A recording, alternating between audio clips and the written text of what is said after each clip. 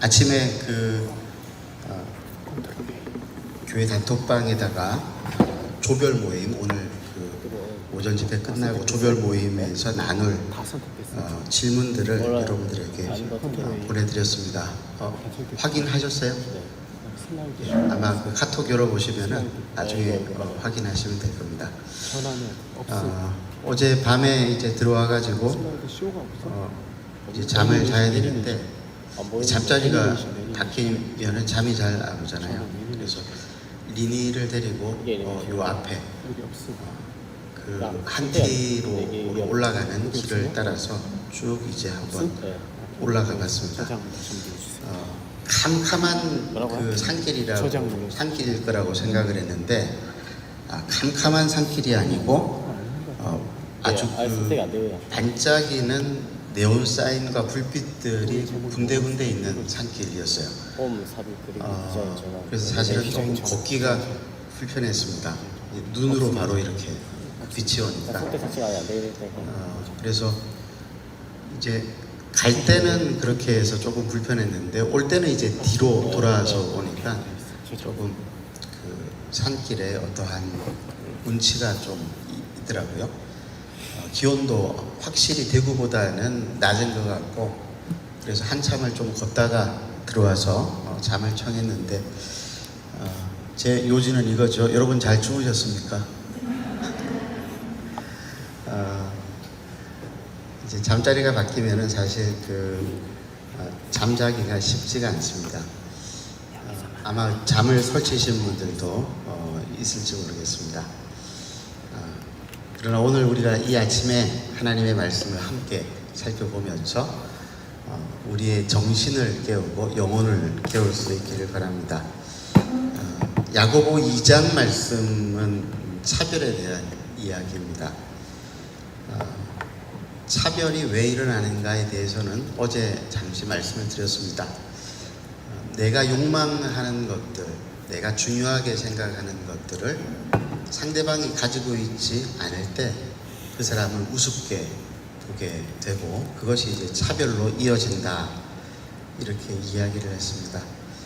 특별히 사람들이 제일 많이 차별하는 것은 이제 돈 때문이죠. 돈의 있고 없음을 가지고 사람들은 차별을 합니다.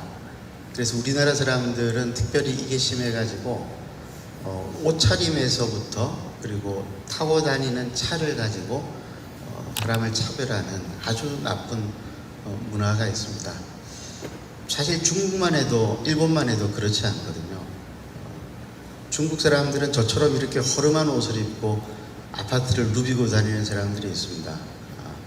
1년 내내 똑같은 옷을 입고 다녀서 저 사람은 참 옷이 없나 보다 그렇게 생각을 했는데 사실은 그게 아니고 이 사람 너무너무 큰 부자인데 아파트를 여러 채 가지고 있는 부자입니다.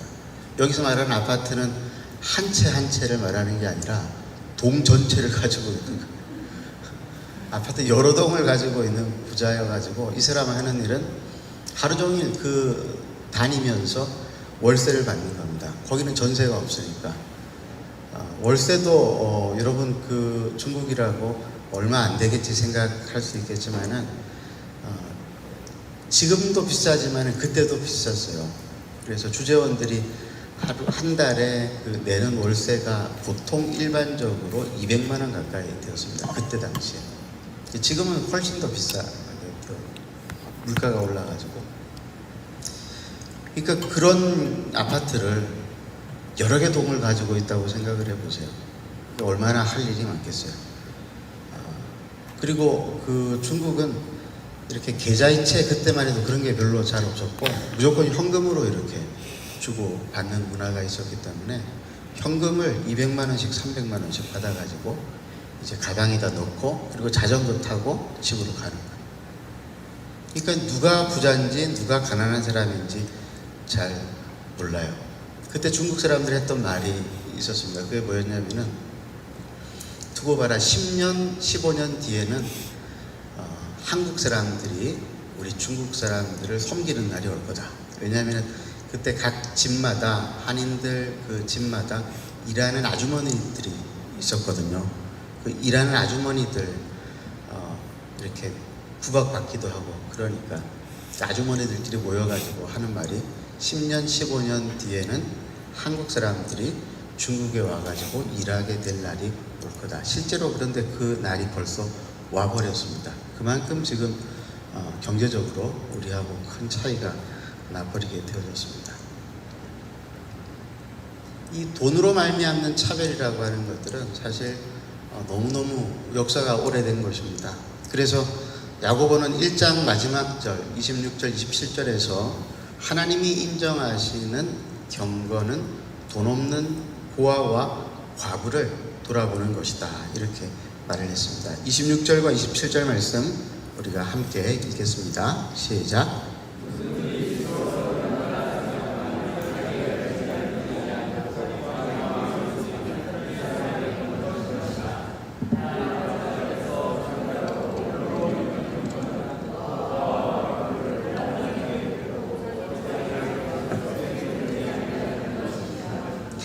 경건이라고 하는 이 말 헬라어 원문은 드레스케이아라고 하는 단어입니다. 드레스코스라고 하는 말이 종교의식이라고 하는 말이거든요. 그러니까 드레스케이아라고 하는 이 말은 종교의식과 같음이라고 하는 말입니다. 종교의식은 그 종교의 실체를 드러내는 것을 말하죠. 종교의식은 그 실체를 드러내는 형식을 말합니다. 이게 경건이라고 하는 말은 뭐냐면은 그 종교가 가지고 있는 실체를 드러내어서 보이는 것을 말하는 것이죠. 그러니 경건이라고 하는 말은 사실 형식이 아니라 실체라고 하는 것을 우리가 알아야 합니다. 경건의 능력이 있다라고 하는 것은 실체가 있다라고 하는 것이죠. 그런데 이 경건의 능력이 어디서부터 나온다고 보았냐면 야고보는 환난 중에 있는 고아와 과부를 돌아보고, 둘째로는 세속에 물들지 않고 자기를 지키는 것에 경건의 능력이 있다고 보았습니다. 그래서 기독교 역사를 보면은 이 경건의 능력을 나타내기 위해서 많은 노력을 기울였습니다. 그래서 서양에서는 고아원과 수도원이 바로 이 말씀 때문에 생겨나게 되어졌습니다. 고아와 과부의 특징이 뭔가요? 돈이 없는 거예요. 부모가 죽으니 누가 돈을 줍니까? 남편이 죽으니 누가 돈을 벌어다 줍니까? 특별히 고대에는 투잡이라고 하는 게 없었잖아요. 여성은 일을 할 수 없었습니다. 그러니까 아무 곳에도 의지할 곳이 없는 사람들이었던 것입니다. 이 고아와 과부는 그래서 늘 서러움을 받았고 천대를 받았습니다. 교회는 돈이 없어서 차별과 천대를 받는 이 고아와 과부를 돌보아서 인간 차별을 없애야 했습니다. 2장 1절 말씀을 우리가 함께 다시 한번 읽어보겠습니다. 시작. 내 형제들아, 영광의 주 곧 우리 주 예수 그리스도에 대한 믿음을 너희가 가졌으니 사람을 차별하여 대하지 말라. 사람을 차별하여 대하지 말라라고 하는 이유에 대해서 설명하기를 영광의 주 곧 우리 주 예수 그리스도에 대한 믿음을 가졌기 때문이다 라고 이야기를 하고 있습니다. 영광의 주 우리 주 예수 그리스도에 대한 믿음, 이 무슨 말일까요? 왜 이 믿음을 가지고 있으면은 사람을 차별하면 안 됩니까? 실제로 차별이 일어났던 그 현장을 보았던 야고보는 어느 한 부자에 대한 이야기를 우리에게 이야기하고 있습니다. 회당에서 일어났던 일이죠. 부자는 좋은 자리에 앉고 가난한 사람은 어디에 앉든지 사람들이 전혀 신경 쓰지 않았습니다. 오히려 부자와 가난한 자가 있어야 할 곳이 따로 있다는 듯이 이야기를 했습니다. 야고보는 이것을 교회의 수치로 보았죠. 부자와 가난한 자들에 대한 사람들의 행동의 차이는 아마도 부자에게서는 얻을 것이 많고 가난한 사람에게서는 얻을 것이 전혀 없다라고 하는 생각을 가지고 있었기 때문입니다. 이게 악한 생각인 이유는 사람을 돈으로 측정하기 때문에 그렇습니다. 근데 이 일이 어디서 벌어졌다고요? 회당에서 벌어졌대요.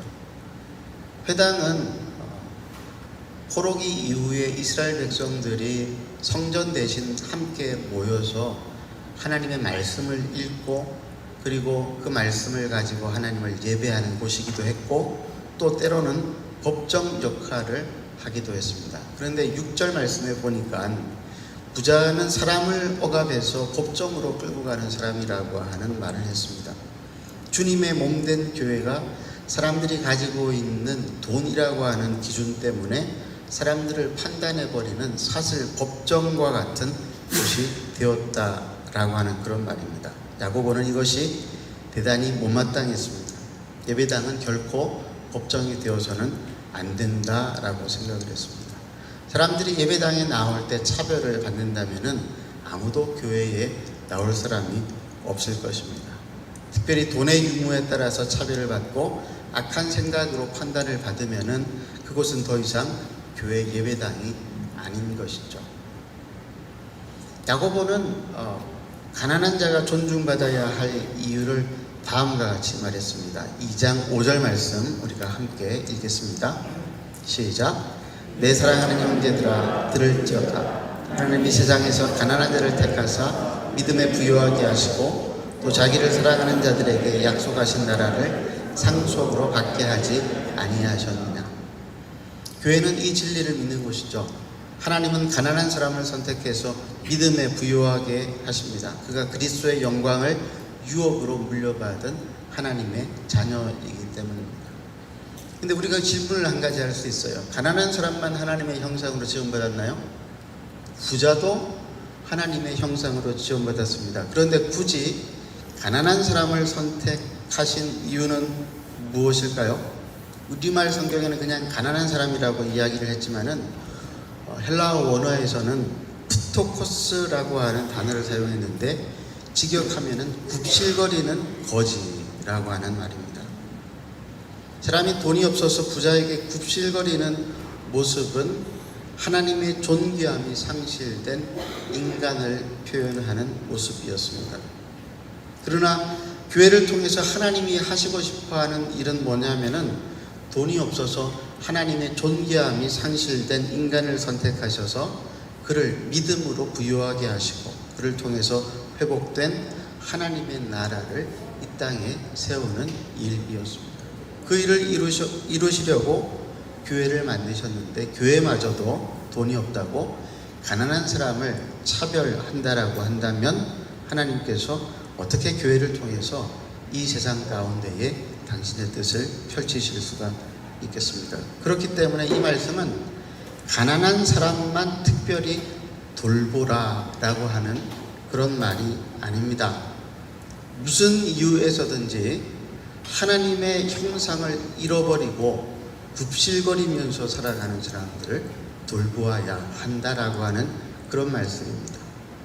많은 사람들이 많은 이유로 수많은 이유로 차별을 받고 사람들 앞에서 자신을 떳떳하게 드러내지 못하고 굽실거리면서 살아갑니다. 여러분들도 마음 가운데 그런 것들이 있죠. 사람들 앞에서 자기를 떳떳하게 내세우지 못하는 어떠한 자격지심 같은 것들, 그런 것 있지 않습니까?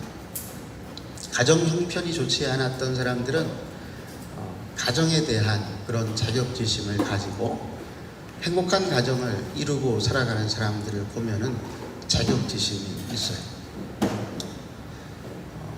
말을 잘 하지도 못합니다.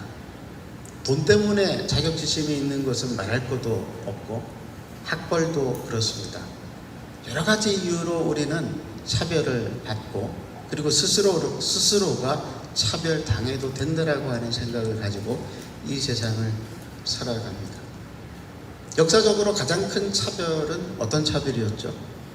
인종차별이었습니다. 특별히 백인이 흑인을 차별하는 이 인종차별의 역사는 대단히 오래되었습니다.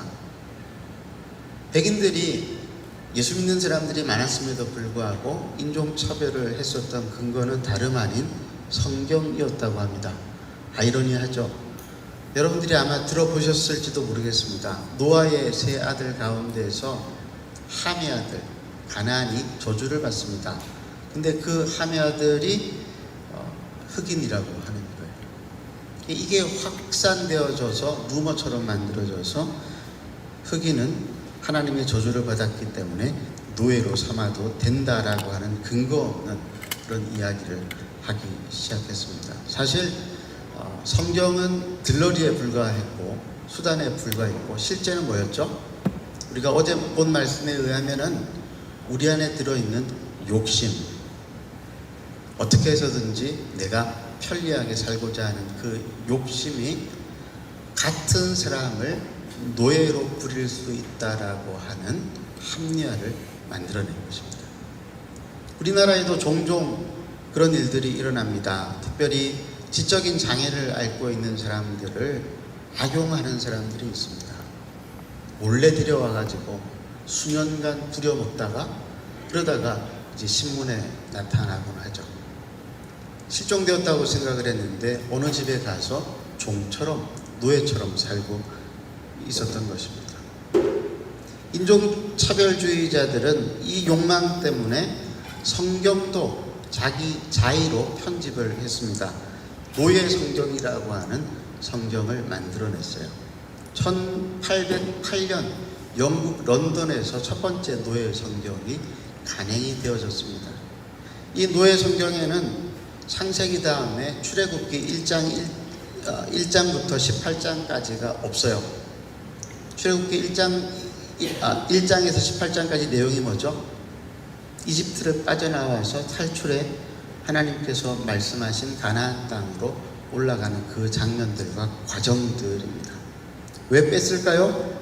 이스라엘 백성들이 이집트를 탈출했다라고 하는 그 이야기를 보고 듣고 혹시나 빠져나갈까 싶어서 그렇게 했던 것입니다. 그래서 노예 성경에는 상당히 많은 내용들이 없습니다. 이런 내용들이죠. 갈라디아서 3장 28절 같은 말씀 함께 한번 읽어볼까요? 시작.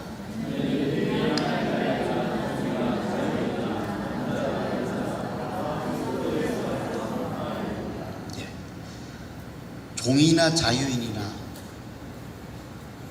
그리스도 안에서 하나다라고 하는 말씀을 들었을 때 노예들이 얼마든지 빠져나갈 수 있겠다.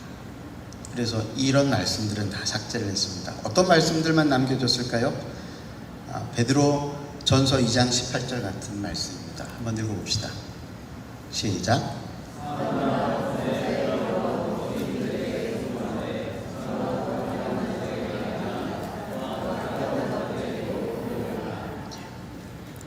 주인에게 순종하되 까다로운 주인에게도 순종하라.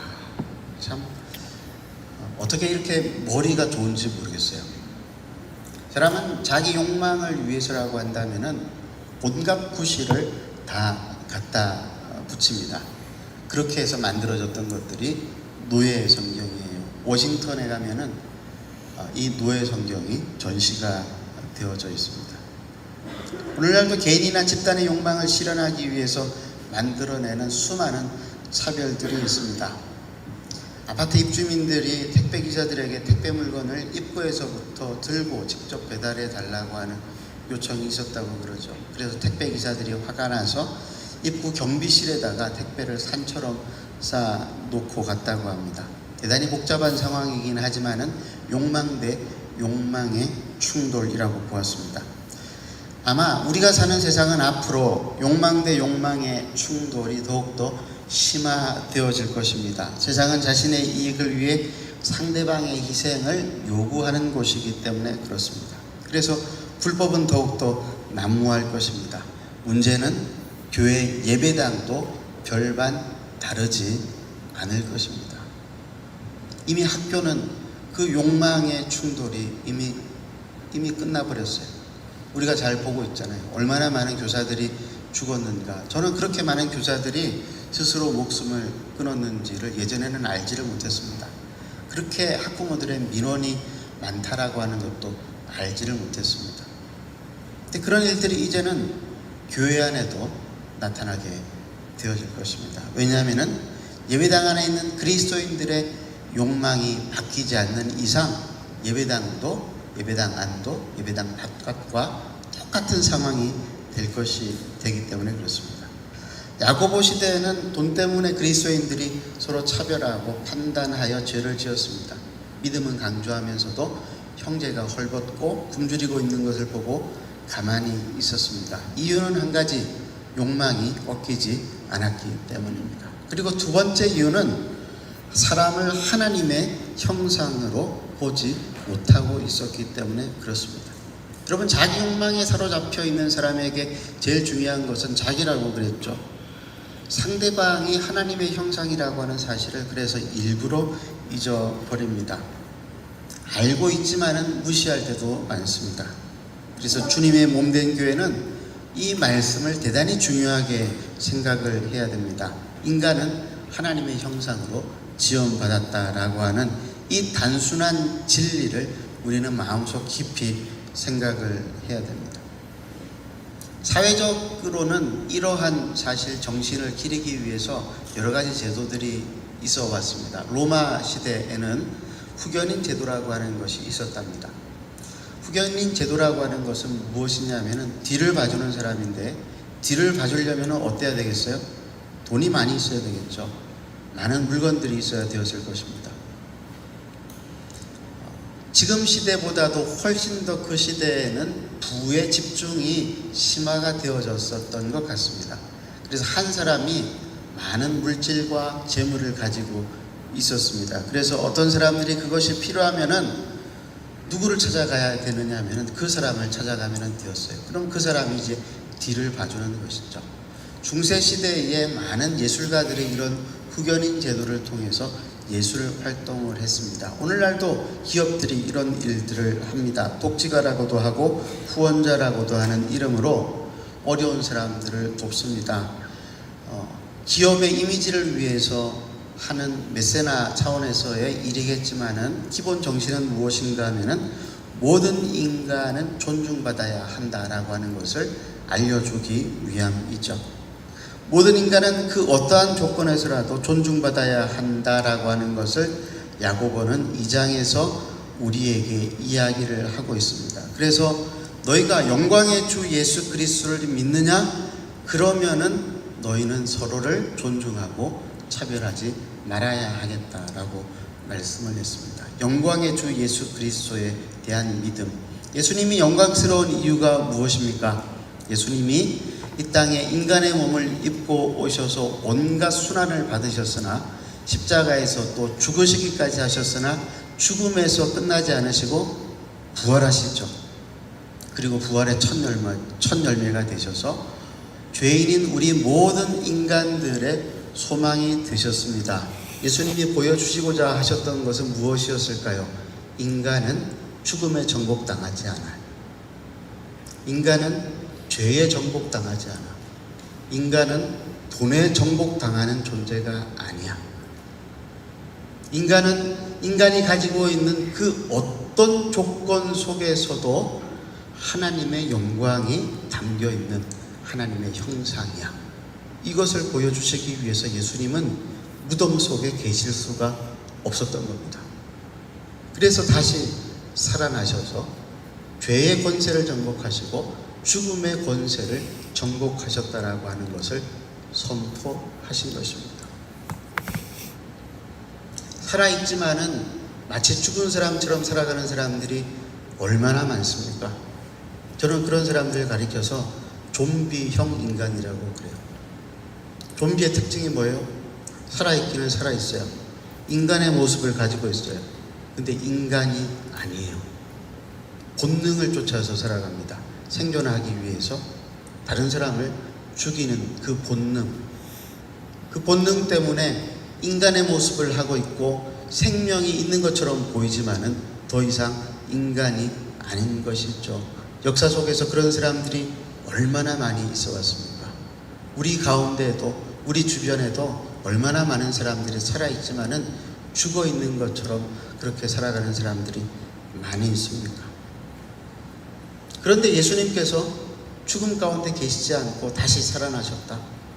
예수님은 죄에게도 정복당하지 않으시고 죽음에도 정복당하지 않으시고 돈에도 정복당하지 않으시고 온갖 이 세상의 시험에도 정복당하지 아니하신다. 그래서 예수님께서 공생애를 처음 시작하시기 전에 받으셨던 게 뭐예요? 시험이었어요. 명예에 대한 시험, 하나님을 시험해보라고 하는 시험, 신앙에 대한 시험이죠. 돌덩이를 돌덩이나 같죠. 돌덩이를 떡으로 만들어서 먹어봐라. 40일을 줄이셨으니까, 40주야를 줄이셨으니까. 예수님 그런 시험을 받지 않으셨습니다. 사람은 시험당하는 존재가 아니라고 하는 것입니다. 그래서 우리가 어제 살펴보았지 않습니까? 여러 가지 시험을 만나거든 그것을 온전히 기쁘게 여기라. 하나님께서 우리를 그 모든 시험으로부터 이겨내게 하시고 성숙으로 이끄셔서 마침내 하나님의 존귀한 형상이 무엇인지를 알려주실 것이기 때문에 그래서 기쁘게 여기라. 우리는 시험당할 존재들이 아니에요. 시험에 굴복할 존재들이 아니에요. 그게 부활의 의미입니다. 그런데 3장 9절 말씀에 보니까 사람들은 어떤 짓을 하고 있느냐. 3장 9절 한번 볼까요? 함께 읽겠습니다. 시작. 이것으로 우리가 주 아버지를 찬송하고 또 이것으로 하나님의 형상대로 지어받은 사람을 저주하나니. 사람이 하는 차별 가운데 제일 많이 행하는 차별이 뭐냐 하면은 말로 행하는 차별입니다. 저주합니다. 비교를 통해서 저주하고 비교를 통해서 무시합니다. 비교를 통해서 끊임없이 사람이 사람을 차별하는 세상이 우리가 살아가는 세상입니다. 하나님의 형상에 제일 먼저 등장한 성경이 어디죠? 우리가 잘 아는 대로 창세기 말씀입니다. 창세기를 잘 아는 것이 그래서 참 중요합니다. 잘 아는 말씀이지만 우리가 함께 찾아서 읽어보도록 하겠습니다. 창세기 1장 27절에서 37절 말씀입니다. 함께 우리가 한 목소리로 읽겠습니다. 시작.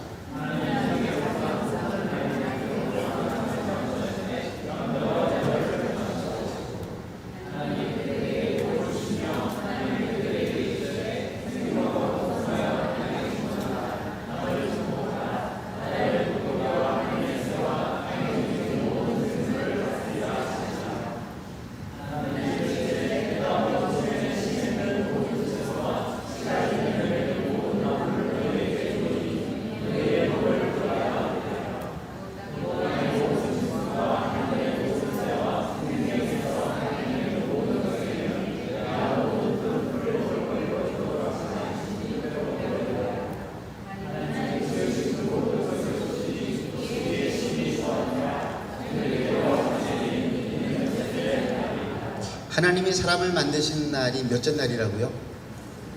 6째 날이래요. 6째 날은 어떤 날입니까?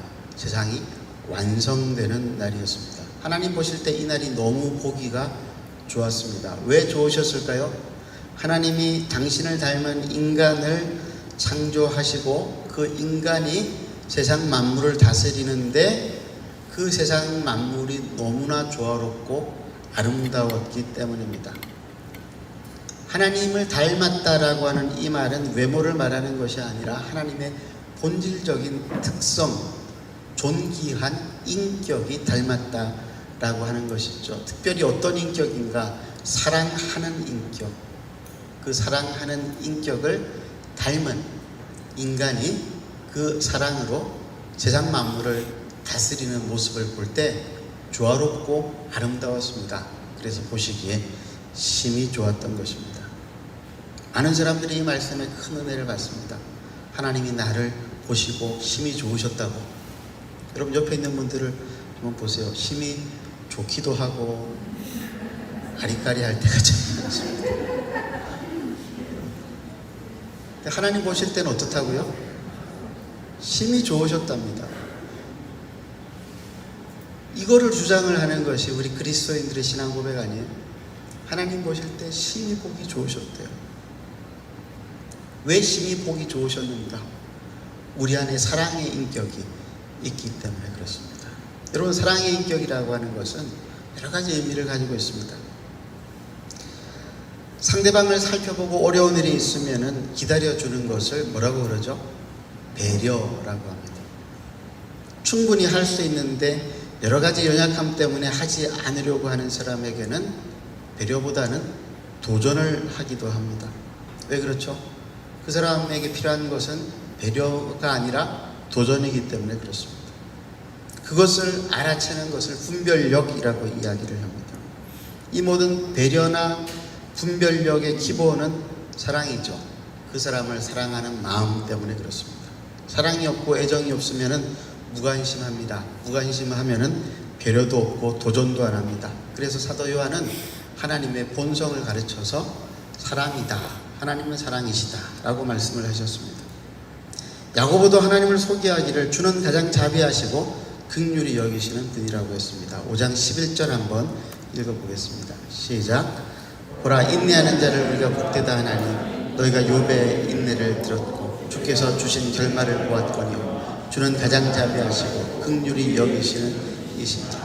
하나님은 자기의 인생의 고난의 이유를 몰라서 당황하고 고통당하는 욥에게 직접 나타나셔서 인간의 한계를 말씀하셨습니다. 욥아, 너는 대장부처럼 나의 질문에 답을 해보아라. 그러면서 쭉 설명을 하죠. 내가 창조할 때 네가 있었느냐? 그러면서 하나님이 욥에게 질문하시는 게 뭐예요? 하나님이 욥에게 하시는 말씀은 이거죠. 사람이 모든 것을 다 알 수는 없어. 사람이 하나님을 닮도록 창조되었지만은 하나님은 아니기 때문이야. 욥이 하나님의 말씀을 듣고 무릎을 치고 무릎을 꿇었습니다. 깨달았다라고 하는 말입니다. 하나님께서 욥을 다시 회복시켜 주십니다. 야고보는 이런 하나님을 가장 자비하시고 긍휼히 여기시는 분이라고 결론을 짓습니다. 왜 야고보는 이런 결론을 내렸을까요? 두 가지를 깨달았기 때문인데, 첫 번째로는 욥을 통해 깨달은 게 있어요. 인간은 스스로 모든 것을 알 수 있는 전능한 존재가 아니라고 하는 것과, 두 번째로는 그 전능한 존재가 아닌 이 인간의 한계에 빠져 있는 욥을 구원하시기 위해서 하나님께서 어떻게 하셨죠? 직접 등판하셨어요. 직접 등판하셨어요. 여러분, 자녀들 키우다 볼 때 그럴 때가 가끔 있죠. 직접 등판하지 않으면 안 될 때. 어떤 때입니까? 내 자녀가 시험에 들어가지고 죽어가고 있으면 어떻게 해야 돼요? 직접 등판해야 돼요. 모든 것들을 다 수습을 해줘야 됩니다. 사고치고 경찰서에 간 자식들 잡으러 가본 적 있으세요? 저는 있어요. 제 자식들을 말하는 게 아니고 제가 가르쳤던 제자들, 경찰서에서 전화가 와가지고 목사님 좀 와보셔야 되겠습니다. 얼마나 제가 경찰서를 들락거렸게요. 사고 수습을 해야 될 때가 있습니다. 인간의 한계에 직면했을 때 인간은 그 한계를 뛰어넘을 수 없어요. 하나님이 등판하셔야 됩니다.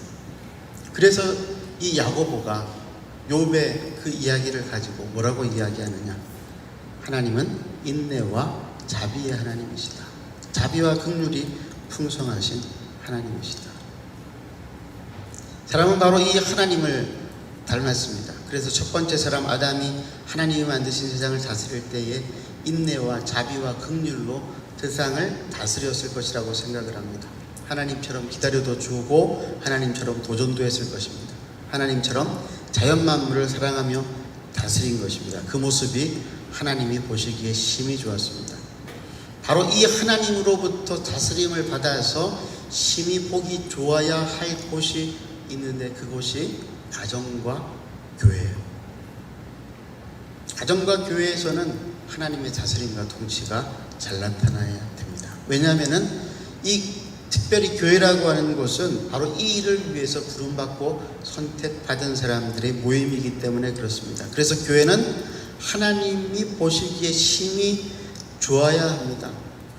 근데 지금 야고보가 볼 때 어떤 일들이 일어나고 있는 거예요? 차별이 일어나고 있어요. 사람을 하나님의 형상으로 보지 못하고 있어요. 다 믿음이 좋다고 말하는 사람들이었습니다. 믿음이 있노라라고 말하는 사람들이었습니다. 그런데 형제가 헐벗고 굶주리는데 가만히 있는 모습을 보고 야고보는 화가 머리끝까지 났습니다. 그러면서 두 사람을 소개를 하는데 아브라함과 라합이죠. 왜 야고보는 아브라함과 라합을 성도들에게 소개했을까요? 왜냐하면 이 아브라함과 라합의 특징이 뭐예요? 움직였던 사람들. 자기의 믿음을 자기의 행동으로 움직였어요. 실천했어요. 23절 한번 읽겠습니다. 함께 읽겠습니다. 시작.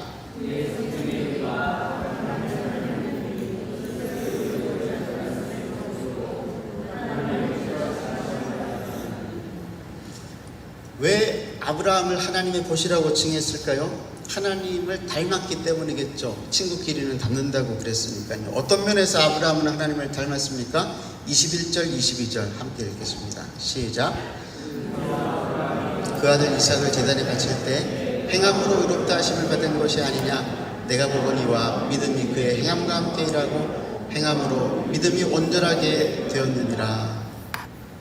믿음이 있다고 말만 하지 않고 믿음의 실체를 보여주었다라고 하는 점에서 아브라함은 하나님을 닮았습니다. 하나님은 말만 하지 않으셨죠. 우리를 사랑하시기 위해서 우리를 사랑하셔서 자기 아들을 이 땅에 내어 보내시고 십자가에서 죽이셨습니다. 아브라함이 똑같이 따라했습니다. 하나님을 사랑한다라고 말만 번지르르하게 하지 않았습니다. 행함으로 실천했습니다. 그래서 아브라함은 자기 아들 이삭을 하나님께 바쳤습니다. 아브라함은 하나님이 이삭을 다시 살리실 것을 믿었습니다. 그래서 모리아산은 어떤 곳이냐면은 아브라함이 하나님의 사랑을 확인하고 그리고 하나님이 아브라함의 사랑을 확인하는 사랑의 확인의 장소였습니다. 라합이 소환되어진 이유도 똑같아요. 25절 26절 한번 읽겠습니다. 시작.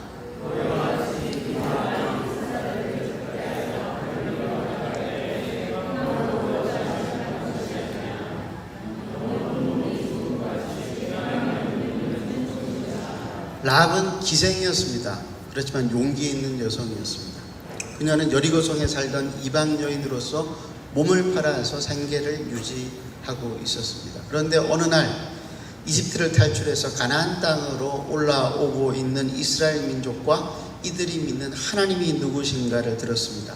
그녀가 듣기로 하나님이 세상을 창조하신 하나님이요 이스라엘을 이집트에서 구원하신 하나님이라고 하는 이야기를 들었습니다. 압제당하는 사람들을 불쌍히 여기시고 비천한 사람들을 그 비천함으로부터 건지시는 하나님이라고 하는 말을 들었습니다. 그래서 마음에 소원이 생겼어요. 그래서 그 하나님을 믿고 싶어서 정탐꾼들을 영접했습니다. 목숨을 걸었습니다. 히브리서가 이것을 증거하고 있어요. 히브리서 11장 31절 말씀 함께 읽겠습니다. 믿음으로 기생 라합은 정탐꾼을 평안히 영접하였으므로 순종하지 아니하는 자와 함께 멸망하지 아니하였도다. 사람의 믿음은 하나님을 반영하죠. 그래서 어떤 사람을 만나면 마치 하나님을 뵙는 것 같은 생각이 들 때가 있습니다. 어떤 사람을 만나면 그럴까요? 하나님이 그 인생의 주인이신 사람, 하나님을 인생의 주인으로 모시고 살아가는 사람을 만나면은 마치 하나님을 뵙는 것 같아요. 라합이 그런 사람이었습니다. 그래서 라합은 아브라함처럼 죽음을 두려워하지 않고 정탐꾼들을 평안으로 영접할 수 있었던 것입니다. 교회는 어떠한 사람들이 필요한가? 주님의 몸된 교회, 주님이 핏값을 주고 사셔서 이 교회를 통해서 모든 사람이 하나님의 형상으로 지음받았다라고 하는 이 진리를 드러내고 모든 사람들이 사람들을 대할 때, 서로를 대할 때 하나님의 형상으로 대하는 이러한 교회를 세우기 위해서 어떤 사람들이 필요할까? 야고보는 라합과 아브라함 같은 사람이 필요하다라고 말씀을 하고 있습니다. 아브라함과 라합과 같은 사람은 누구입니까? 하나님처럼 행동하는 사람입니다. 하나님처럼 실체를 드러내는 사람입니다. 예수 그리스도와 같이 세상을 위해서, 죄인들을 위해서 희생하고 목숨을 아끼지 아니하고 십자가에서 죽을 수 있는 사람입니다. 그렇기 때문에 우리는 라합과 아브라함과 같은 사람이 되어야 합니다. 라합과 아브라함과 같은 사람 누구라고요? 어떤 사람이라고요? 움직이는 사람, 행동하는 사람. 모든 인간이 하나님의 형상이기 때문에 그 어느 누구도 차별을 받아서는 안 된다라고 하는 이 단순한 진리의 말씀을 삶을 통해서 실천하고 보여주는 사람, 라합과 아브라함 같은 사람. 근데 라합과 아브라함 같은 사람이 교회에 많지 않아요. 왜 그럴까요? 어제부터 계속 하고 있는 말이 있죠. 우리 안에 욕망이 꺼지지 않았기 때문입니다. 나와는 다르기 때문에 차별해야 된다라고 할 때 내 기준만이 중요하다라고 생각하는 이 욕망, 이 욕망이 아직까지 살아있기 때문에 우리는 하나님을 존중의 대상, 하나님의 형상으로 생각하지 못하고 우리의 수단과 도구로 볼 때가 많은 것입니다. 그럼 믿지 않는 사람은 어떨까요? 믿지 않는 사람은 하나님의 형상입니까? 아닙니까? 믿지 않는 사람도 하나님의 형상입니다. 종교가 다른 사람들은 어떨까요? 그들이 우상을 숭배한다고 해서 그들이 하나님의 형상으로 지원받았다라고 하는 사실을 부인할 수 있겠습니까? 그럴 수 없습니다. 인종이 다르고 언어가 다르다고 해서 그들이 경제적으로 우리보다 한참 못한 그런 환경에서 살아간다고 해서 위생도 신경 쓰지 아니하고 도덕과 윤리도 없는 그런 삶을 살아간다고 해서 그 사람들이 하나님의 형상으로 지원받았다라고 하는 사실을 우리가 부인할 수 있습니까? 그럴 수 없습니다. 그래서 바울은 우리는 그리스도 안에서 다 하나다라고 이야기했어요. 그 그리스도는 세상을 구원하기 위해서 이 땅에 오신 그리스도를 말하는 것입니다.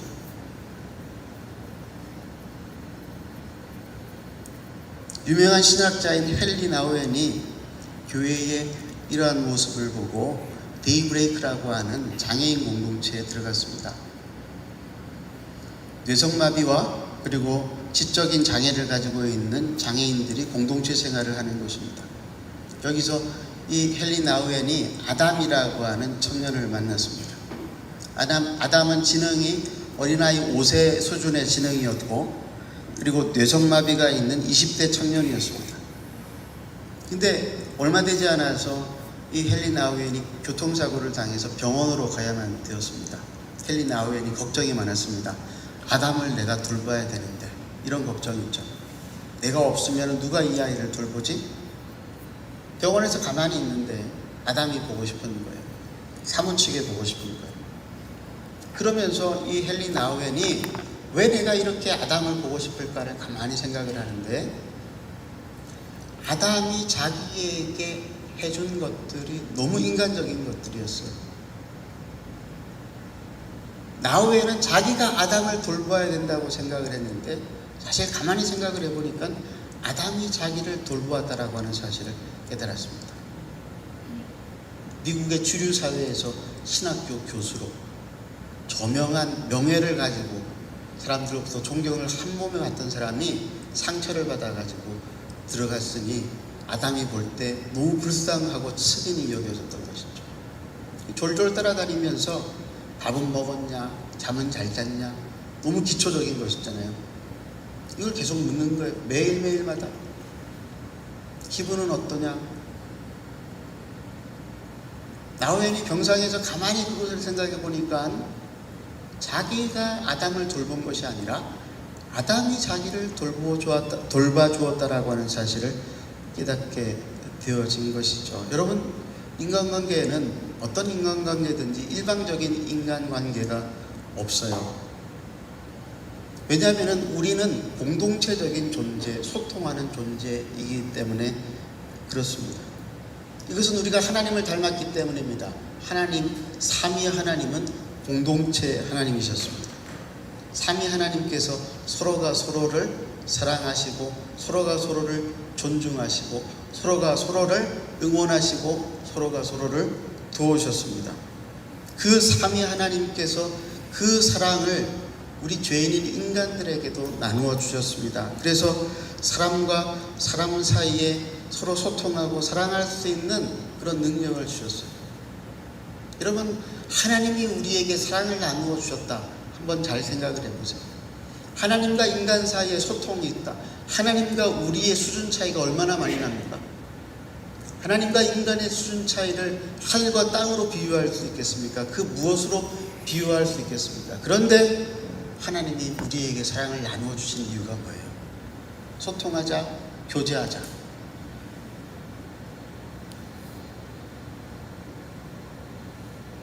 여러분, 우리는 인간이 인간을 무시하는 세상 속에서 살고 있습니다. 인간을 무시하는 것은 기독교인들도 다르지 않아요. 그런데 인간을 무시하는 것은 하나님을 무시하는 것과 똑같은 것입니다. 그래서 야고보는 8절 이하에서 이 말씀을 하고 있습니다. 함께 한번 읽어보겠습니다. 8절에서 13절 한 목소리로 읽겠습니다. 시작. 너희가 만일 성경에 기록된 대로 내 이웃 사랑하기를 내 몸과 같이 하라 하신 최고의 법을 지키면 잘하는 것이거든. 만일 너희가 사람을 차별하여 대하면 죄를 짓는 것이니 율법이 너희를 범법자로 정죄하리라. 누구든지 온 율법을 지키다가 그 하나를 범하면 모두 범한 자가 되나니 간음하지 말라 하시니라. 또한 살인하지 말라 하셨은지 내가 비록 간음하지 아니하여도 살인하면 율법을 범한 자가 되느니라.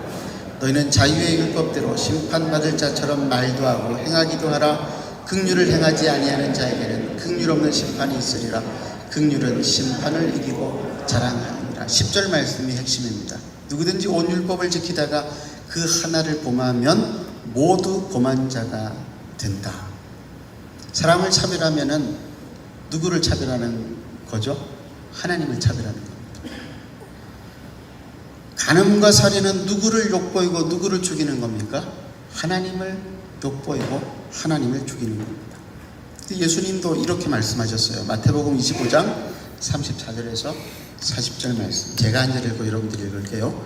그때 임금이 그 오른편에 있는 자들에게 이르되 내 아버지께 복받을 자들이여 나와 창세로부터 너희를 위하여 예비된 나라를 상속받으라.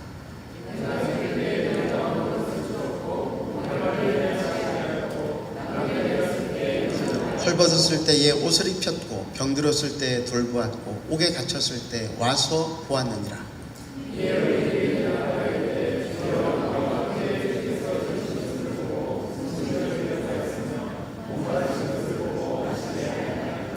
어느 때 나그네 되신 것을 보고 영접하였으며 헐벗으신 것을 보고 옷 입혔나이까. 함께 읽겠습니다. 임금이 대답하여 이르시되 내가 진실로 너희에게 이르노니 너희가 여기 내 형제 중에 지극히 작은 자 하나에게 한 것이 곧 내게 한 것이니라 하시고. 저는 우리 한마음교회가 정말 서로를 바라볼 때마다 하나님처럼 대하는 공동체가 되기를 간절히 바랍니다. 그러면 우리가 서로를 하나님처럼 대한다라고 하는 것은 구체적으로 어떤 것일까요? 신명기 24장에서 자세히 설명하고 있습니다. 신명기 24장 10절에서 22절까지 말씀입니다. 교독하겠습니다. 내 이웃에게 제가 읽고 여러분들 읽겠습니다. 내 이웃에게 무엇을 꾸며줄 때에 너는 그의 집에 들어가서 전당물을 취하지 말고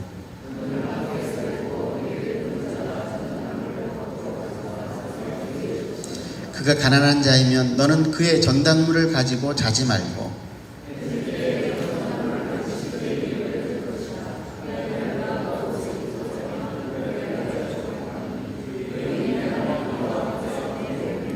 공궁하고 비난한 품꾼은 너의 형제든지 내 땅 성문 안에 우거하는 객이든지 그를 학대하지 말며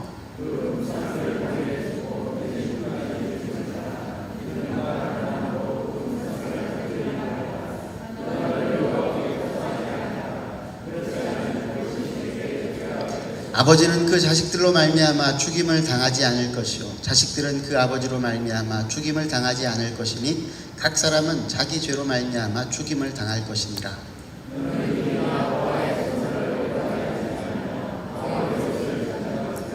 너는 애굽에서 종되었던 일과 내 하나님 여호와께서 너를 거기서 속량하신 것을 기억하라. 이러므로 내가 내게 이 일을 행하라 명령하노라.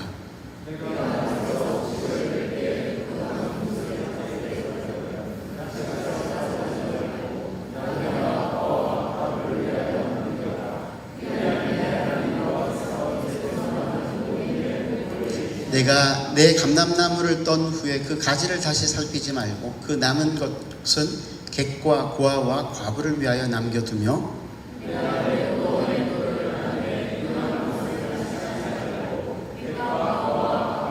함께 읽겠습니다. 너는 애굽 땅에서 종되었던 것을 기억하라. 이러므로 내가 내게 이 일을 행하라 명령하노라. 여러분, 이 본문에서 많이 등장하는 동사가 한 가지가 있는데 그게 뭔 것 같아요?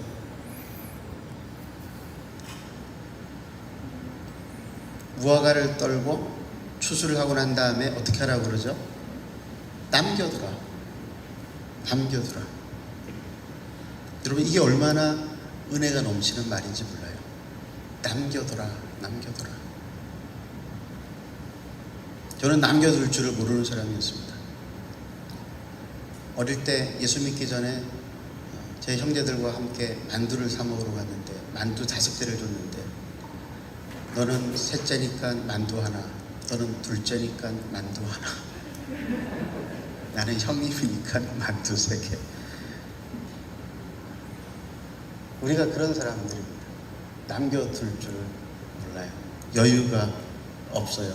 지금 내 눈앞에서 움켜잡지 않으면은 망할 것이라고 생각을 합니다. 그런데 신명기 기자는 뭐라고 이야기하느냐 하면은 남겨두라. 그게 인간을 존중하는 의미예요. 남겨두는 것. 물질과 시간과 기회를 남겨두는 것. 그게 약자의 존엄을 지켜주는 것입니다. 17절에 객이라고 하는 표현이 나옵니다. 뜨내기 외국인이다 라고 하는 말입니다. 우리 교회에 잠시 체류하는 외국인이라 할지라도 그를 위해서 남겨두는 것이 필요하죠. 그리고 그를 하나님처럼 대하라고 이야기를 합니다.